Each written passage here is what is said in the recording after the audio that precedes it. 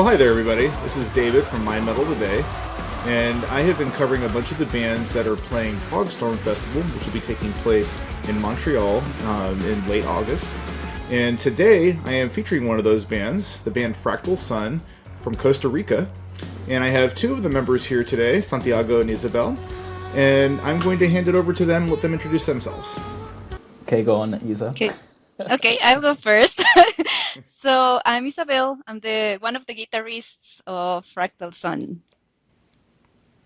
Yep, and I'm Santiago. I'm the bass player for Fractal Sun. I'm very glad to be here. Yes. Well, very glad to have you all. Thank you for taking the time today.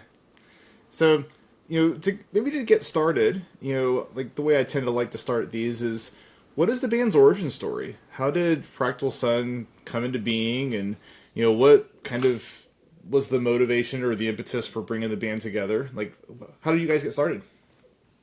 Okay, so I can answer that. I knew Johnny like few years ago, like 15 years ago, and we were like, hey, let's make a band. Let's play together. Let's do something conceptual. Because we were like so addicted to listening to gent at that time. So we wanted to have a band just like that. And we were like, yeah, okay, let's do that. And we started like just writing some lyrics and, like the conceptual stuff. And then I met Helen, which is the singer. And I told Johnny like, hey, she's like really good. Why don't we tell her to join our band? And he was like, yeah, let's do it. And then the three of us started like doing some demos and some lyrics, like planning everything around the concept, like making all the Orianna's universe, which is the main character of our story, because all of our music is conceptual.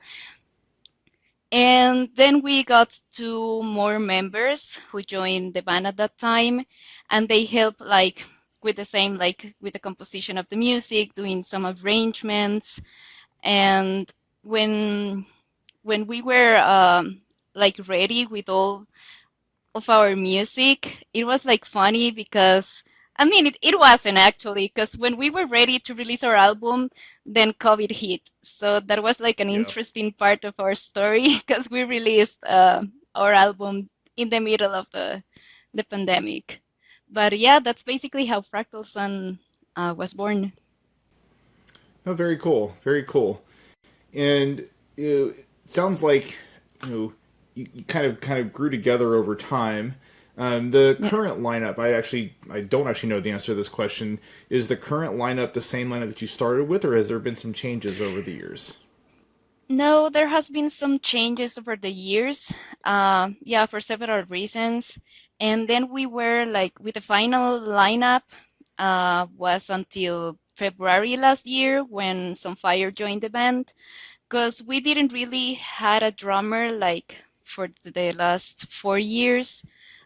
We were working with some session drummers, and then Santi joined like 4 years ago, I believe. Yeah, it was 2021, I think. Okay, yeah, like almost 6 years ago. It's a lot. Wow. Wow. Yeah. But yeah, the thing with the drummers is hard because, yeah, we are based in Costa Rica, which is a Yes. very small country. The percentage of people that actually plays metal or listen to metal is very, very low. And the music that Yeah. we play is also very complex. So it was very hard for us to get drummers that could play the songs that these guys wrote. Because I didn't had, I didn't, I wasn't part of the first album. I was a fan. So I'm like, hey, you Yeah. guys are awesome. And then we met, and then I auditioned and I joined.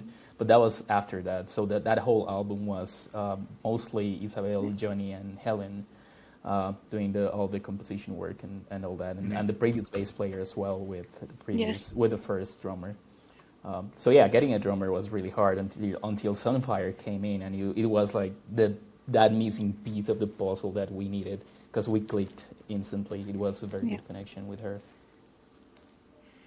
And I've interacted with her quite a bit. She's very active on socials, and Yes. always seems like she has a lot of fun. I'm going to give her a hard time right now, though, because she was supposed to be here. So I'm just going to go ahead and give her a hard time publicly right now and just tease her just for a second. So we'll have to make up some of the humor she probably would have brought to the table. So we'll see what we can do. Sure. It's going to be hard, though. She's like so creative. She's so creative. This is fair. But instead of Toad, I've got Batman behind me, so we could have. Oh, that's good. We could talk about Batman versus Toad, maybe. Instead of the high-pitched voice, you get that very low and deep one. Exactly. Okay. Well, do you go by Isa, Isabel? Yes, Isa. Yes. Okay, so Isa, you mentioned it, and it's kind of a question I'd like to ask about. Orianna, obviously a very central part of the Fractal Sun lore. Pretty much every song is around the universe that Orianna's in, and kind of her adventures, her journey. Where did that come from? I assume Orianna is kind of an original concept, but of course I don't know for sure. So kind of what was the inspiration for Orianna? And, as you're kind of thinking through writing an album or even just a standalone single, are you storyboarding that? Do you have this grander story that you're writing, these grander ideas? I'd love to know more. Let's talk more about the Orianna kind of lore in general. Okay. Okay, so Orianna, and I remember this, she was born once we were having, I believe, dinner at a Subway, and it was Johnny, Helen, and myself, and I was not sponsored, by the way. Yeah, not sponsored. Subway, if you're watching Sadly. this, And I had this idea that what if we wrote our concept around a villain, not someone that is a hero, but the other way around, it is a villain. And then at that time, we were also watching Dragon Ball Super. I'm not sure if you remember that. And the inspiration was from Black Goku. So that's where helped us to create Orianna.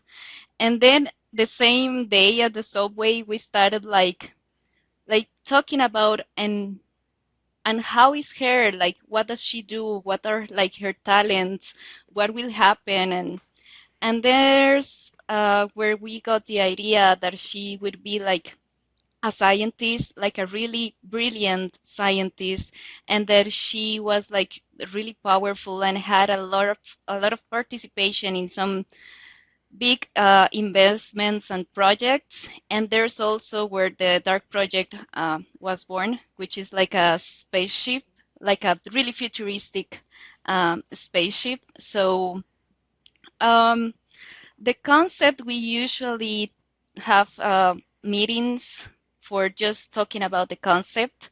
Mm-hmm. So for Turmoil, there were a lot of sessions, and then all the concept was written a story.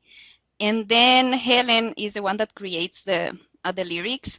But all the album, the Turmoil at the end, is about Orianna when she, her projects lead the humanity to extinction. So, and the destruction of the earth. And then she decided that she can no longer be on Earth. So she steals the Dark Project and travels through space. But then we realized during the album that is not just a physical journey, but it's also an introspective journey. So that's what that is the idea basically with Turmoil. And yes, as I mentioned, we have really long sessions just to talk about the concept. We even have progress on the third album concept. We haven't started the composition yet, but we have most of the ideas for each song. But yes, that's basically a little about Orianna's world. Oh, very cool. Yeah. Very cool. Santiago, I'll maybe put you on the spot for a second, since you're newer to the band. But how have you kind of come in and contributed to the Orianna lore, which I guess would probably be more for the newer album, and so maybe I'm jumping ahead just a smidge. You don't have to give away too much yet, but I am curious, kind of how has that been for you, especially being one of the newer members of the band? That's good. I can talk spoilers here, no problem. So yeah, when I joined, the first part was already constructed. But now for this second album, I helped with the lyrics as well, and of course I was part of all the discussions regarding the story. For this one, the album Turmoil ends when she's facing all of these existential issues like, hey, I left everybody on Earth to die. What am I doing? Am I a bad person? So she's dealing with all these feelings. She's basically lost in space. She has no control of the ships. Now for the second album, we're trying to do something really crazy, which is we are kind of splitting Orianna's decision into two different paths. It's kind of like a good path and a bad path, but not really. It's like in one, Orianna has a lot of regrets, and she's really trying to help whatever is left. She's just trying to redeem herself. On the bad path, she's like, fuck it. This is who I am right now. Screw them. I'm smarter than them. I'm just better than them. So this is where the story is going on in the second album. So if you listen to Trail of Hope and Trail of Pain, both songs have the same lyrics. It's the exact same lyrics for two very different songs. One is very... One is lighter than the other one. The other one is way darker, but it's the same lyrics. But then after that, there's a clear path separation between the good path and the bad path, and then you will be able to see how the story goes from these two different decisions. So it's like a multiverse, if you would call it that way. In this universe, Orianna made this choice, but in this other one, Orianna made this other choice. And it all starts with a transmission that she receives from Earth, and then that transmission kind of changes the path. So I contributed on this new side of the story, of course, and then I like to compose music a lot, so I think my the main thing that I've done for as being part of the band is mainly just like composition, and they're very different because everyone brings very different things to the table, and I have different influences than them. So at the end, it's all a very collective way to create art. So it's fun. No, that's cool. And you've already got me so much more excited about the album. Like that concept just sounds so much fun. I love it. Yeah, we're just a bunch of nerds. Yes, and we love it. basically. Metal and nerdiness goes together really well. They're just a match made in heaven, you know. So totally. Well, yes. Well, you touched on it a little bit about having different influences. Obviously, we don't have every band member here, but at least for the two of you, who would you say each of you some of your bigger musical influences are and why? Okay, I can go first. So first, I need to mention Periphery because thanks to them, Fractal Sun was born. Because we got a lot of influences from that band, from the genty aspects of their music. I will also say Epica because that is the band that led me to listen to metal mostly. So it is like the very first band I fell in love with. So yes, I have a lot of... I love them.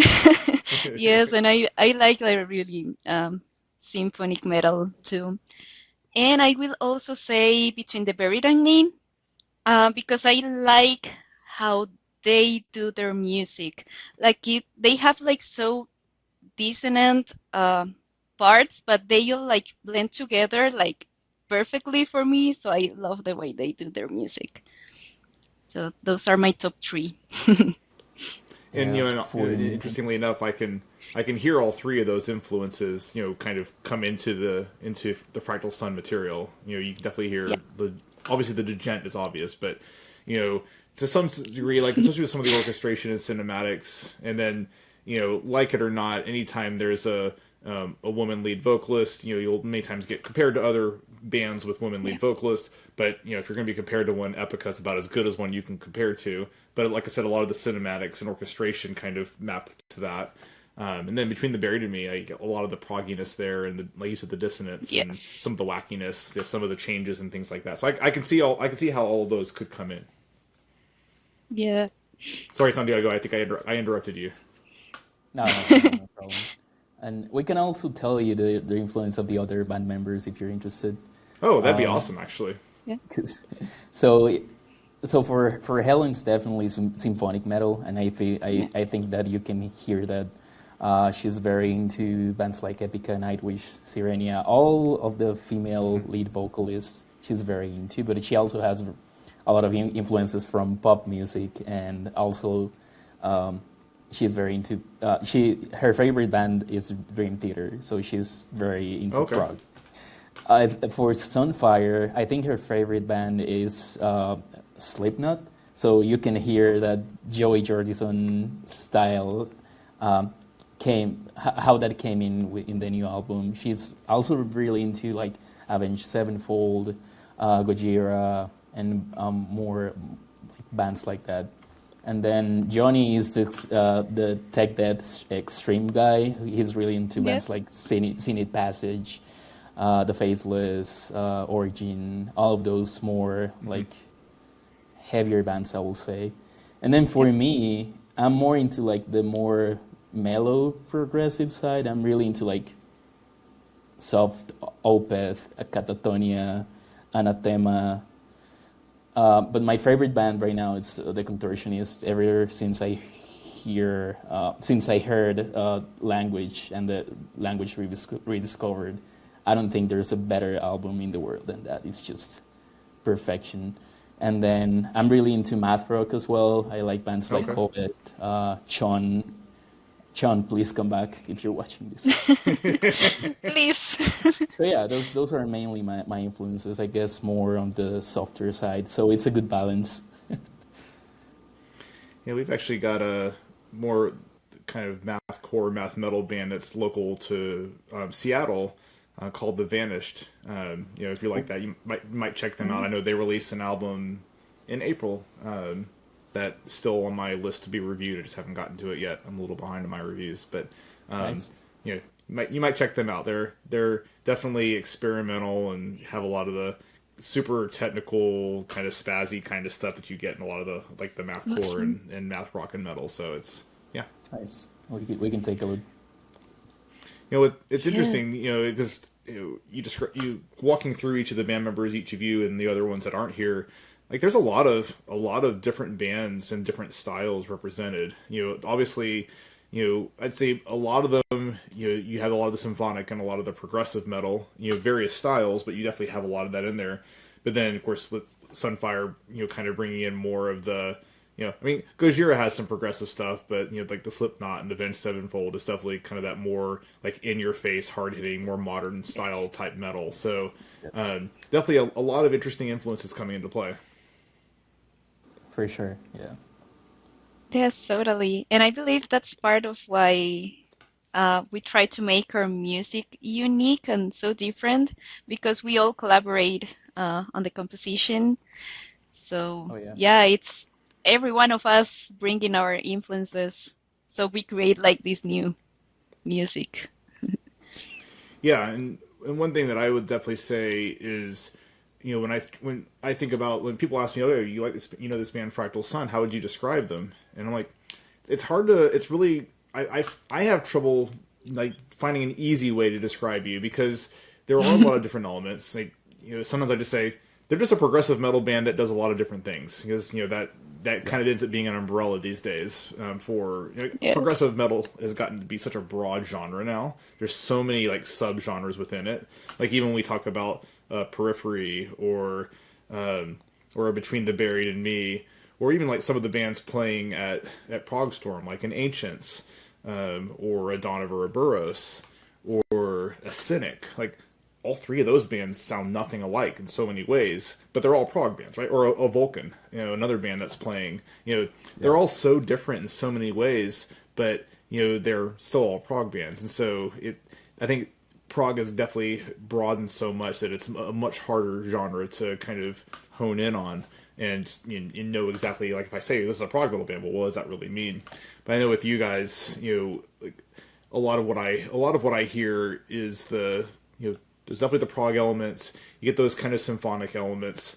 I even hear, like, especially with the newer stuff, and I'll get into it a little bit later. There's even, like, I would say almost like electronica and industrial elements that kind of come into play too. And just it's an interesting mix that I think it works really well, but it is hard to describe. Yeah, that's the beauty of progressive music, and that's what I love about it, is that you get so much freedom, and Yes. the amount of things that you can do inside prog it's crazy, because every band can be so much, it's very different from each other, but it allows your creativity to just flow, and because if you listen to, I don't know, to thrash metal, there's a formula. If you listen to some like old, like black metal, there's a formula to that, and it's very hard to like try something else, because that will not classify you as like black metal, right? But with progressive, you can do a bunch of stuff, and it gives you that freedom, and that's what I think makes this genre beautiful.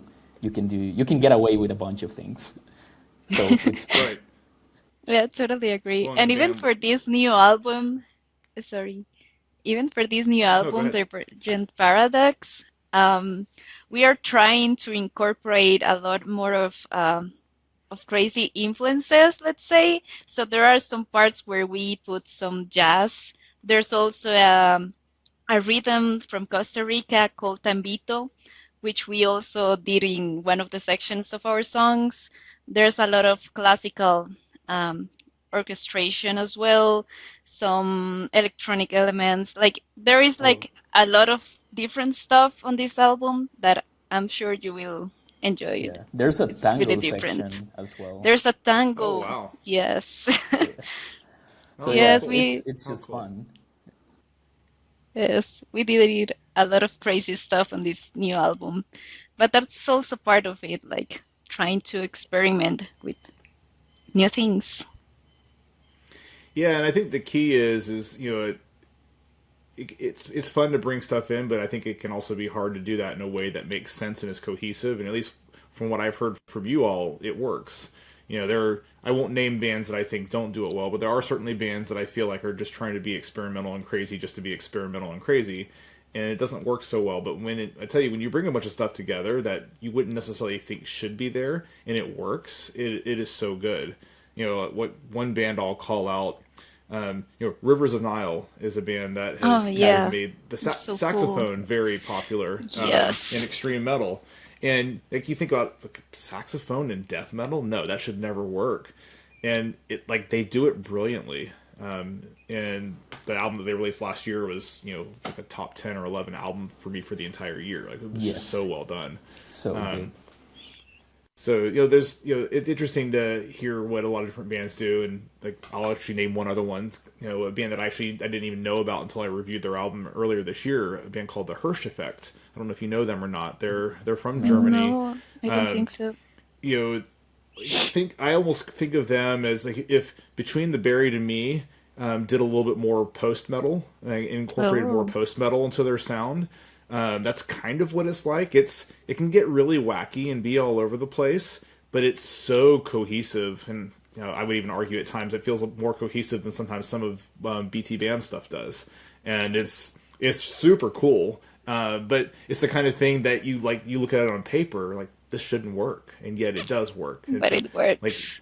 yes, so that's one thing I love about the genre, and honestly, it's one thing I'm excited about Progstorm, is just the large variety of bands that will be there, and all the different influences coming in.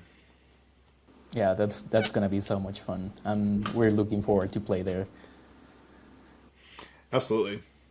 Well, I'm already off script, but that's okay. I do this all the time anyway.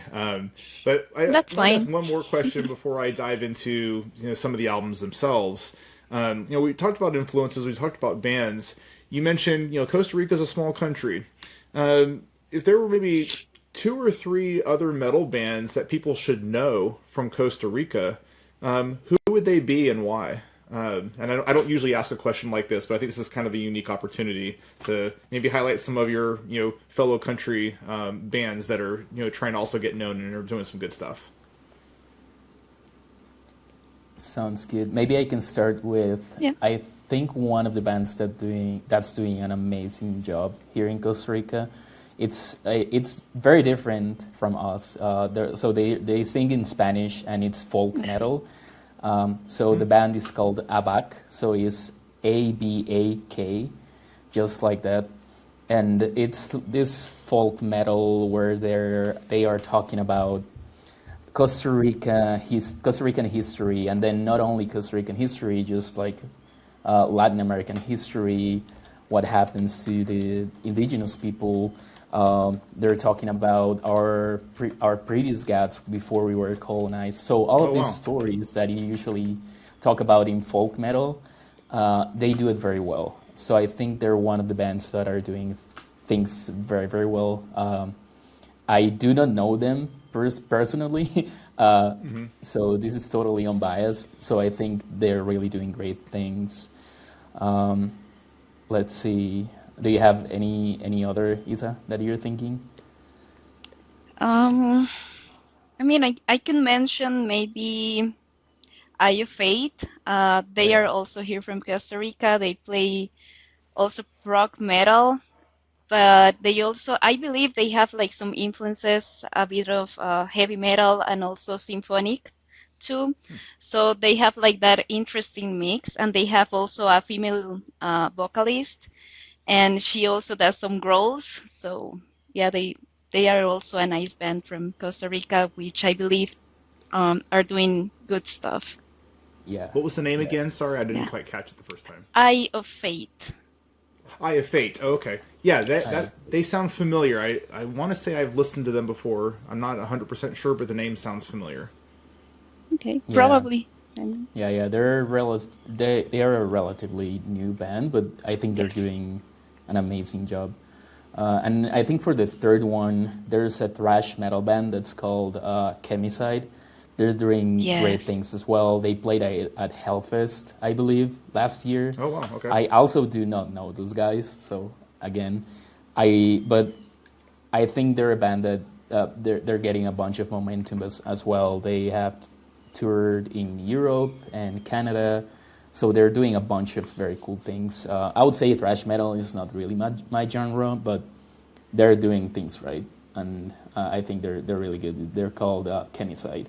So yeah, Abak, Eye of Fate, and Chemicide, we would say. Yes. Very cool. And then I'm actually going to volunteer one because there's one that I discovered at the end of last year. They released an album, I think in October or November, a band called Time. I think it's Times Forgotten. Oh yeah, Yes, Times. Times Forgotten. Yeah, Yeah. they play prog metal as well. They are really good. Yeah, they're really good, Yeah. and I think they have been like the longest running progressive metal band in Yes. Costa Rica. So they have like 5 or 6 albums. They have had a long run, and of course they have been very successful, and they're very talented people. They're Yes. very, very good. Yeah, and I think we might be doing something with them coming soon, which we have not Yes, announced we yet. are but, planning something yeah, with Oh, them. wow. you'll Oh, be very in, cool. In Costa Rica, but yeah, we're doing something with them very, very closely. I think what I just heard is I need to fly to Costa Rica at some point in the future. I think that's Oh what I yeah, just heard. Yes, you should.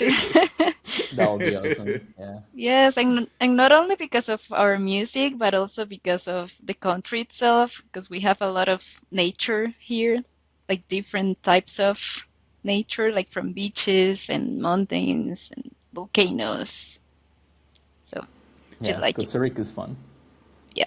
Yeah, I've always wanted to go. It's been on my list for a while and have not, unfortunately, been able to get there yet. But I'm a big hiker. I live in the Seattle area, and there's waterfalls and alpine lakes and mountains are like plentiful here, and so I love getting out in nature. And I see pictures of Costa Rica. I'm like, I know I would love it.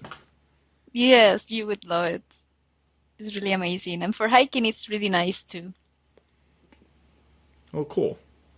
Well, here we are. We're even Yeah. giving a plug for people to visit Costa Rica. So look at that. We're covering all kinds of ground with Yes, do this it. interview. All right. Well, hey, let's get back to my script here. I'm the one meandering here. So you mentioned Turmoil earlier. You know, first album.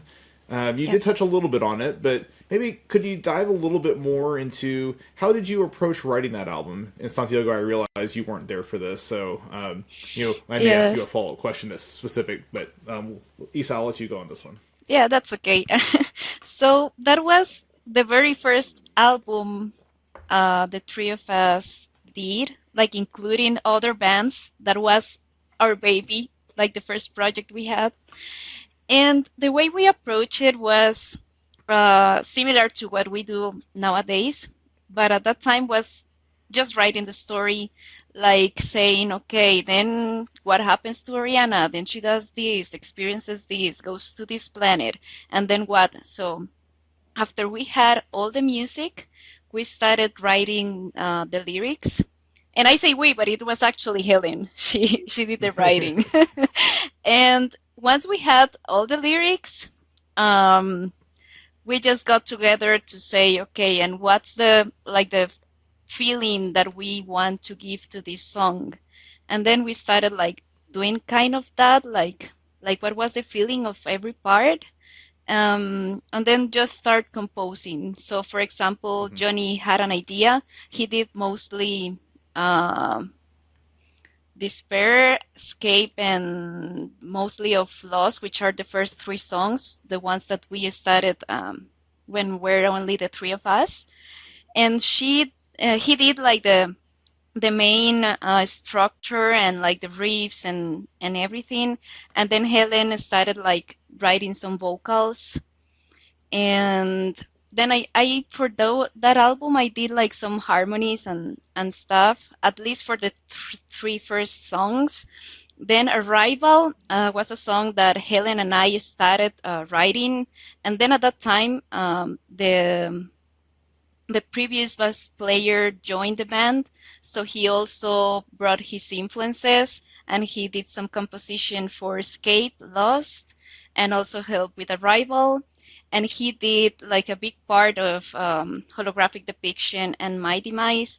But for every song of that album, like everyone was to be like comfortable with the writing and the composition, and if anyone like didn't agree with some part, they had to propose something, like to say, okay, I don't like that riff because of this, I think we can do this other thing. And that was really challenging because it was our first time working on an album and working in that way, where it's such a collaborative kind of work, and it's really challenging because everyone has different tastes and opinions. But we learned to work together, and I believe the album came out pretty well. Yes, and the most collaborative song from that album was My Demise, where we all did composition on different sections of the song, and then arrangements like all over the song. So that is the reason why it is a really, let's say, different song from the rest of the album, because first of all, it's the longest song of that album, Yes. and it has like the influences of every member there. So that's basically the story about Turmoil, how we composed that album. Very, very And cool. nowadays, and nowadays we do similar work on the composition. So yeah. And maybe a follow-up question, and then Santiago, I'll ask you the same question. Do you have a particular favorite song from Turmoil? I do. I love My Demise. That's my favorite one. Any particular reason why? Because I believe or I feel that that is the most prog song from that album. And then I love some specific sections of the album. I like the The chorus of that song, it's like it has like some growls and also some clean vocals in the same chorus. So it is like a lot of contrast in there. So I like that from that song. Yeah, I love that song as well. It's a great song. Yeah, You're thank right. you. It does have a lot of different layers and textures to it. Yes. Lots of dynamic contrast. So how about you, Santiago? It's the same one for me. My Demise, I think, is the best song of that album for me. Multiple reasons. First, that bass solo absolutely kills it. It's amazing.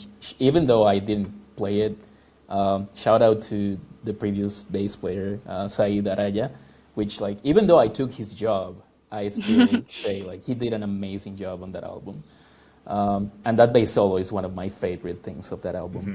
And then the second one is the ending of the song. I feel like it's so epic. It's like the perfect conclusion for that album.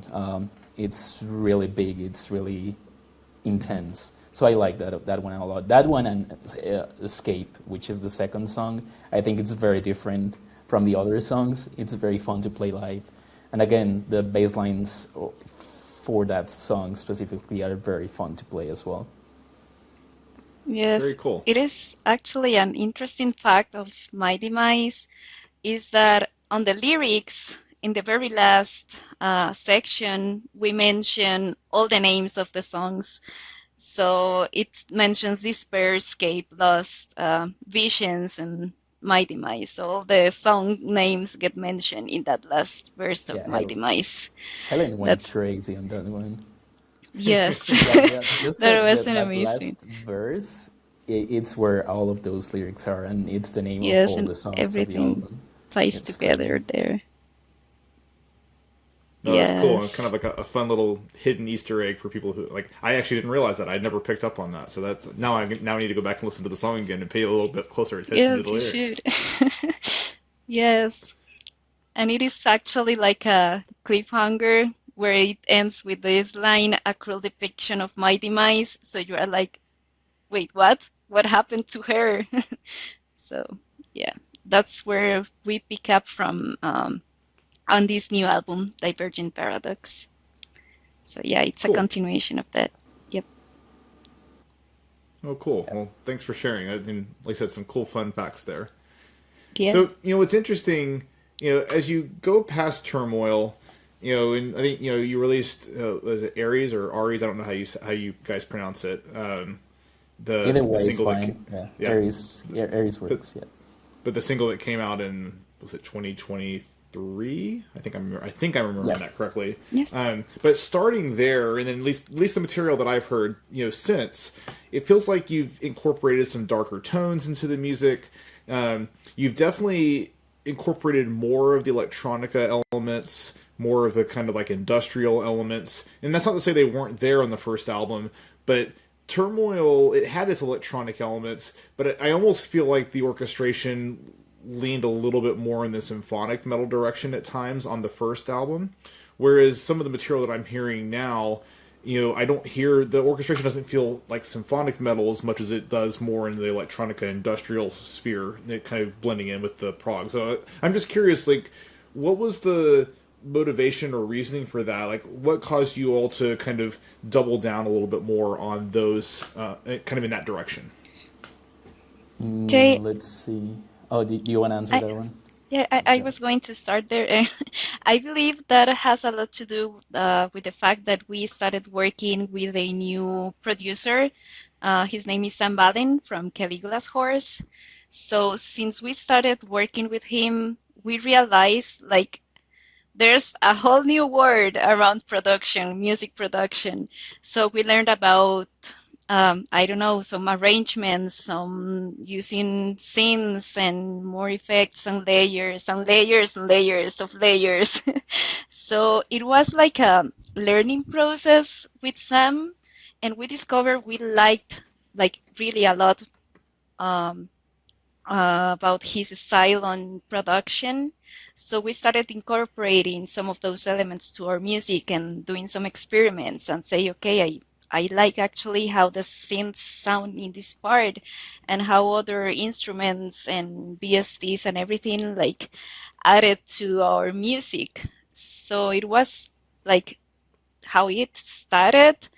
And then we got more influences on modern bands. So, for example, Bola, they do a lot of these crazy spatial like sounds, and we like that. So we started like getting some influences from modern bands, and yes, just incorporating all of those, and also just creating, like experimenting with a lot of sounds and using our creativity.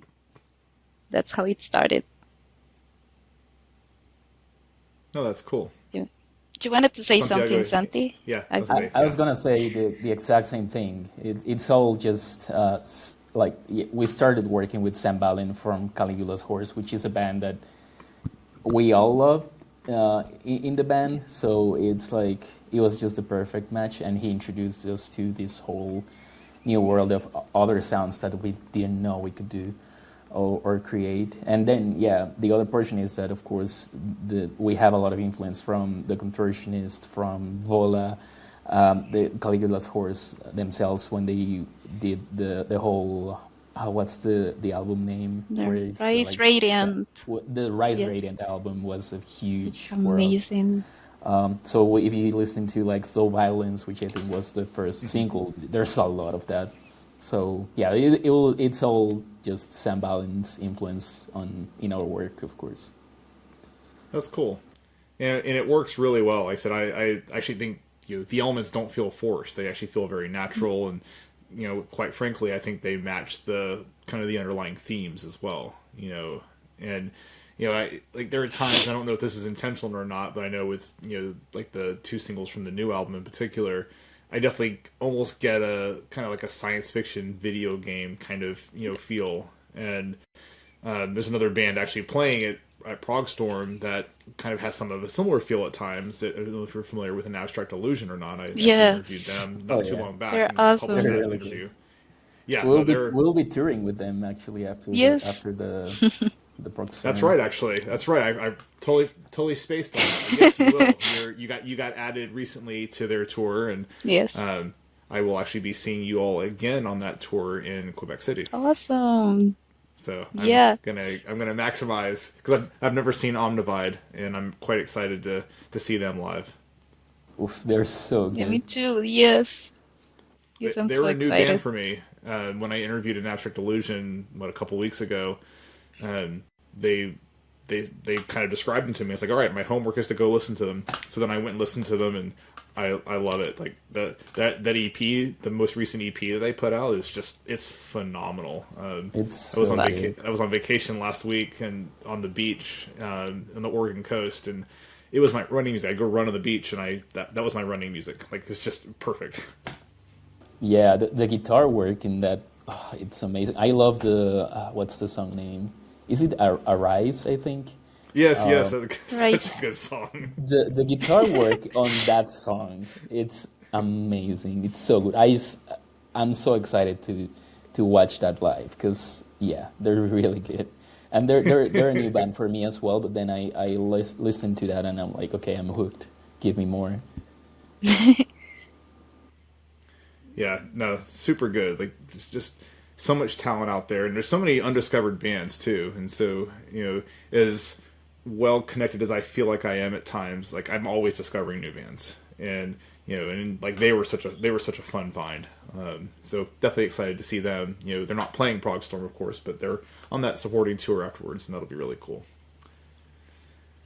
All right, let me see. I'm probably off script, so I'm looking at my questions again. That's fine. Oh, yes. So, there have been the two singles released, and you kind of touched on it a little bit earlier, kind of like the dark path and the light path, kind of the split. And obviously, the two songs that came out, like that was one thing I picked up on immediately. Is they are very different that way. The new one in particular, like super dark feeling, and it just Yes. punches you out of the gate, and it's like, oh, this is like dark and grisly, and it's fun. But the first song, I've worn that one out. Was it Trail of Hope? Trail right? of Hope. Yes, Yes, that was the I've worn first that. one. Yeah, I've worn that one out, and just like I love the music video for it. And but Awesome. I guess you kind of touched on it a little bit, but it does sound like the new album is going to kind of feature both the dark and the light. So maybe can you go a little bit more? Like you don't have to give too many spoilers potentially, but can you go a little bit more into like what does that look like? Yeah. So let's see. Do you want to tackle this one, or should I take it? You started, so go ahead. I can add later to that. No, I mean, I I mean, see a you are mess, man. so It's excited to answer. I mean, I am, but at the same time, I'm not because it's a mess. But okay, well, here we go. Yes, it is. Okay, so the Yeah. first two songs are, as I said before, are the same lyrics, just like different feel to it. Of course, the music around them is very different. So from there, we have two different songs for each path. The song that will be released on July 10th, which is almost now, it's the second song of the light path, which is called Blooming Regrets, and it's where the path splits in very explicitly, because if you listen to its counterpart, the lyrics are totally different, and the sound around that are very different as well. And then after this, we have two final epic songs that are very long. One is like 9 minutes for the light path, and the other one is like 11 minutes for the darker path.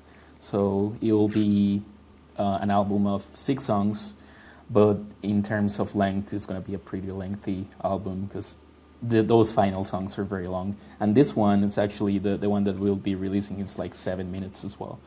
So it's going to be a lot of fun. So it's like that. We will have one light path, one dark path. The paths, they split up more explicitly on the second song, and then they take it from there.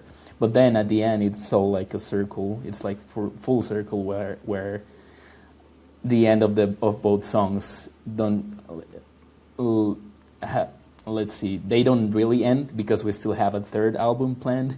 But that third album is going to be the conclusion of Orianna's story, or at least that part. Yeah. Yes, and also like the main phrase of the album is all paths lead to the same dead end, which is like what this album is about, is Orianna's taking different decisions and choices and how that leads her to different journeys that are happening like basically at the same time because there are like parallel and multiverses. So yeah, that was actually pretty complex to write, but we made it, and yes, that's her But journey it's this time. so much fun because you get to play with a lot of feelings, and the way that we create music is through feelings. It's like what's the feeling that we want to expose with the music that we are creating, and it's very fun to do. So I really like that part. Yes. One of the songs that I love from this new album is the last one, which will be called Bow Before Me. And what I like from this song is that since it starts until the end, it is a journey. You feel like you are within a musical. I don't know, it's like so different, and it tells a story from start to end. So that's also something that I really like about this new album. Oh, cool. No, I'm very excited to hear it, and Yes. it definitely sounds like it's a natural continuation from the first album, but Yes. while incorporating a lot of the new elements.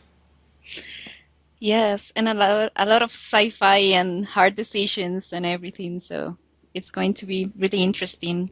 And we were also planning to write a book. Helen already started writing that book because we believe that there is so much lore from Orianna that we can just like do songs and tell all of her story. So we decided we could do a book. So that might happen very cool. in the future too. For those who like reading, that'd be awesome. There's an Easter egg of that book in the latest video for Trail of Pain. There's a scene where there's a book standing in front of a chimney. So we have a bunch of Easter eggs in there. So if you're, Yes. I don't know how familiar you are with like Latin music. Probably not that much, I'm guessing, but there's Maybe a tiny bit, but it's not my forte. I can promise you that. Do you okay. know So Chayanne? do you know who Chayanne or Luis Miguel are? I don't actually. I'm sorry. No problem, no problem. No So problem. we'll just hit what were they? Some like puppets or dolls of those guys in there Yeah, somewhere in the like video. dolls. Yeah, so there are some So, dolls of or figures of these guys yeah. just laying around. They show up Oh in the wow. video every now and then, which is just Yeah. like a fun Easter egg because we have nothing to do with them, but they are Yeah, so it was loved just by fun. the. Yeah, it was just something fun to do. And we love those guys by the way. Well, I don't know about Isa, but I do love Chayanne I and do. Luis Miguel. They're awesome. There you go. Latin Well, music. that's cool. Very cool. Well, I mean, I'll have to go check them out now. Now you got me curious, so I'll just have to go check them You out. should.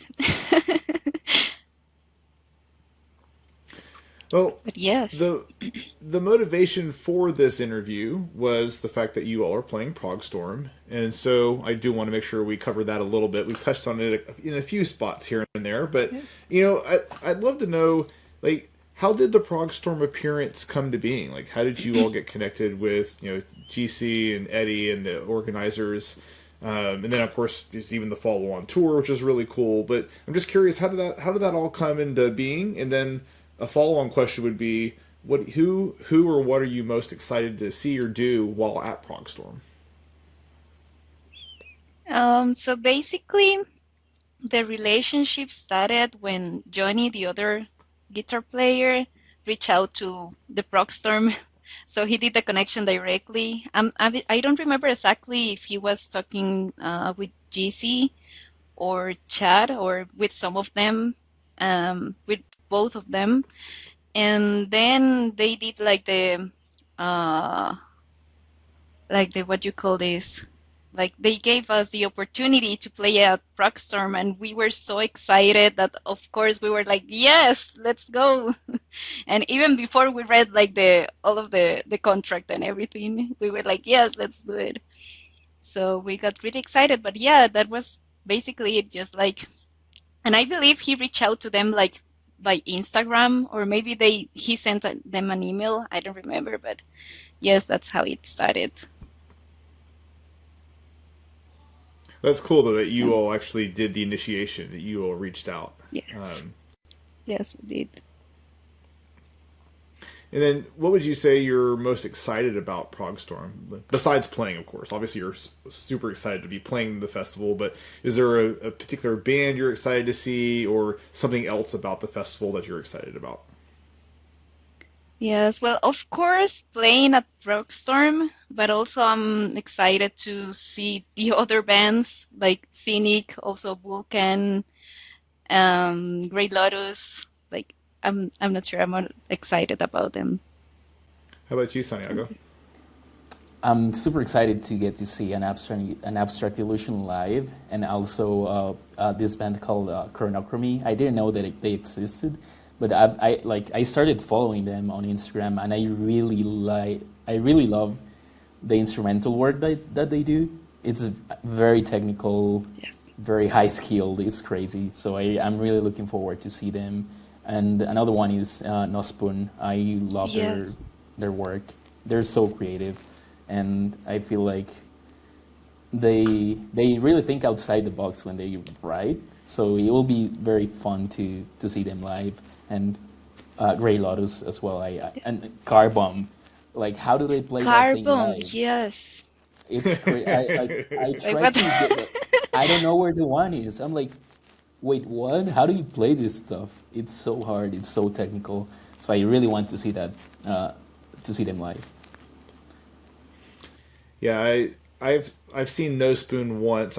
They opened up one of the days at Prog Power in Atlanta 2 years ago, and I didn't know who they were at all. I kind of listened to them a little bit the night before, You know, they were like anytime I go to a festival, there's a bunch of bands I don't know as well. There's obviously key bands that I'm very familiar with, and then a bunch that I'm gonna learn. Many I go in blind on completely, and they were one that I went in mostly blind on. And what was cool about that show is that Glenn, the organizer for Prog Power, actually gave them the opportunity to play their Opus album front to back. Even though they had the opening slot, they only had a 60-minute slot. Opus is a 70-minute album. He let them start early so they could play the whole thing. And all I can say is, holy crap, was that an amazing set. It was mind-blowing. And they're playing a lot of just crazy technical stuff as well, and it was effortless pulling it off live. I cannot wait to see them again. They're so good. That's really nice. Yeah. I'm so looking forward to that. And then I've never seen Car Bomb either, so like I'm also quite curious to see them live for the first time. Yes, I've never seen any of these bands, so I'm basically excited to see them live, like True. Each one of them. Yes. And it's such a stacked lineup. You know, I think, you know, for a festival that's only 2 years old, you know, GC and Eddie and crew have done a just fantastic job pulling together an incredible lineup. In fact, I got to, you know, they played the band Void Chaser, who will also be on that, you know, that follow-up tour. And I actually saw them for the first time at Hyperspace in Vancouver, and I got to meet all the guys. I actually did an interview with them, and that's how I kind of met all of them initially. And, you know, just super nice guys, super, super talented, but, you know, also just very humble, and, you know, they're really, like, always good at asking for help and looking for connections and seeing how they can help each other out. And it's just been really cool to see what they've been able to pull together in just 2 years. Like in the second year, like the festival's almost sold out. You see the tickets are very, very low. They're on the brink of selling out. And the venue this year is bigger than the one that they were in last year. So they're such a fast growing festival. And it's really cool to see in North America, you know, US and Canada, you know, seeing more of a metal scene and seeing metal festivals that are maybe a little more niche with prog and, you know, and some of the other genres start to, you know, take off a little bit more. And so I think they're one of the most exciting festivals that are up and coming right now. True. Yeah, and they have been so kind to us, and they're such cool persons. Just like you can tell that they're very genuine people. Just like they're real. So I like that about them. They're very easy to talk to. They have been super helpful with everything, and everything has just been a great experience for us as a band that's playing there. And of course, we have the tour with them as well. And that has been flawless as well, and all of that is on them as well, organizing, doing all that. That is a lot of work. So yeah, it's crazy that this is only the second year of this festival. It's really good work. Yeah, and you know, I was not able to go last year, and I'm still kicking myself for not being able to go last year. So I'm very excited to make it this year for the first time, and hopefully it'll just be the first of many, many editions of Progstorm. Yes. Well, maybe just a couple final questions. So obviously, you know, this is a Progstorm focused interview, but you know, not long after Progstorm, you're actually going to be going over to Europe. You're going to be playing Euroblast in Cologne, Germany, which I will also be attending. And I'm quite excited for that. Oh, that's awesome.